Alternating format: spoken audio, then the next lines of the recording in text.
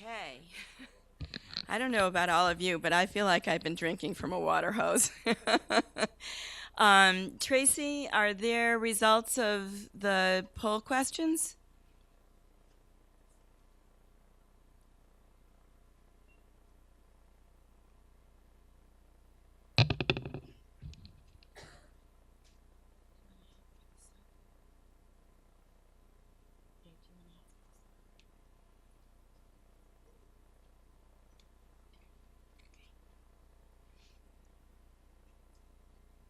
Is Tracy here? Sure.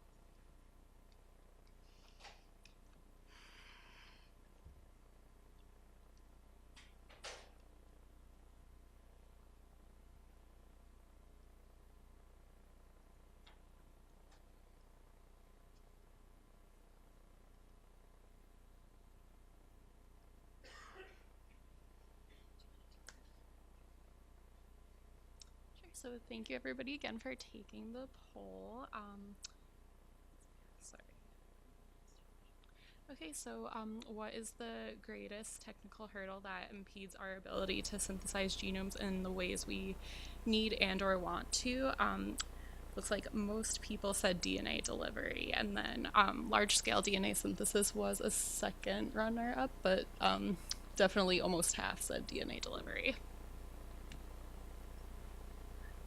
In the Center of Excellence for Engineering Biology, if the Center of Excellence for Engineering Biology obtains funding and is able to fund pilot projects, how should they be chosen? And exactly 50% said NIH style study session, peer review with review panel members identified. And then our last question, do you think GP Wright can advance the development of new technologies and methods of biological engineering that could move the world ahead in a variety of fields? Most people said yes, which is great. So thank you everybody again. Everybody for participating in the poll. That's a good way to end the meeting. I'm not going to spend a lot of time summarizing right now because it would be almost impossible to try to summarize the results of everything that's come out of this meeting. It's just really going to require some review of all of the materials that have been presented first, generated here at the meeting, and then, a synthesis goes on, but we will be sharing those with you. Just some things that I heard that really struck me over the last 2 days. Amazing how fast science is moving. It just keeps moving more quickly every year. The technology and infrastructure in this field is emerging rapidly as well, which is good and provides, I think, a real opportunity for this project. I think we heard that the social, legal, and ethical efforts really need to be very inclusive, embedded in the project itself, in the pilot projects, and encompass all cultures that are represented in the project.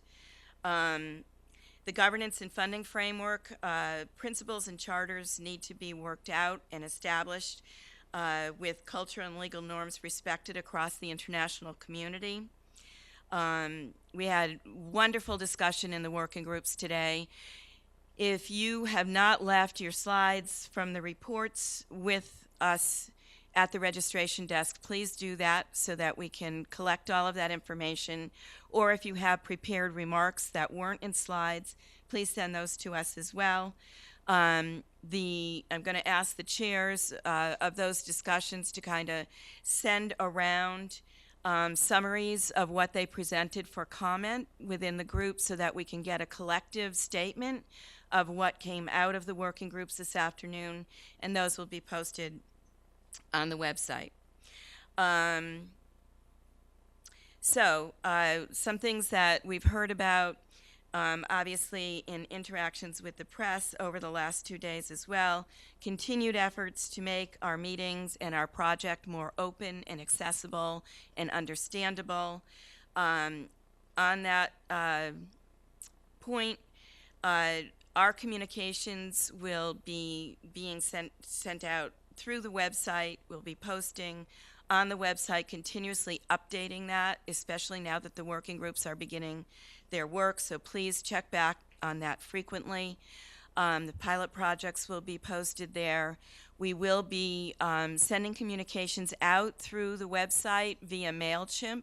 So if you are not receiving messages from the project, please contact me and let me know, because many of you have institutions where it's tough for MailChimp to get across the firewall. And so if you're not getting the communications, we'll have to figure out another way to get them to you. Just in terms of next steps, we've been talking, the leadership group has been talking about holding 2 meetings a year, one in October, which would be a smaller meeting. Maybe that is a meeting where the scientists actually get together on pilot projects where they're working together, or our working groups get together to advance their work, or other things that are going on in the project, as a way of really moving the work forward. And then a large meeting like this one in May, where we can really communicate the output over the last year and highlight the exciting new stuff that's coming up and deciding what's next. We will be commencing meetings from the working groups, hopefully conference calls once a month.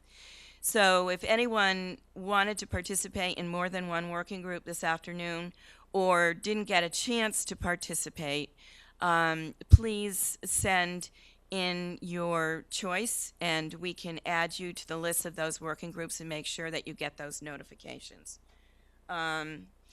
And finally, I think, a big next step in terms of how the project is structured is for the scientific objectives and roadmaps to be defined with more specificity, and how is the work going to be distributed across countries, how are pilot projects going to be selected in a more formalized basis, and how can safety and the ethical, legal, and social working groups be involved in the work right from the beginning to make sure that they're actively embedded in those projects.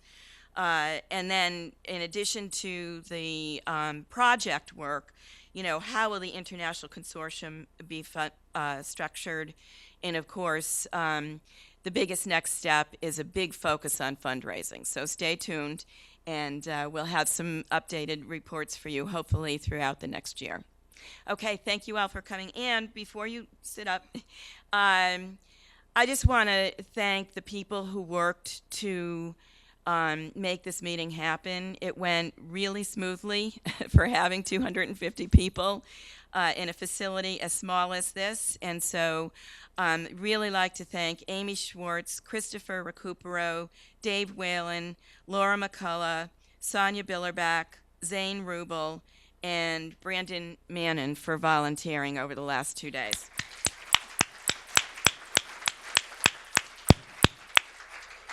Okay, travel safely, everybody. Thank you for coming.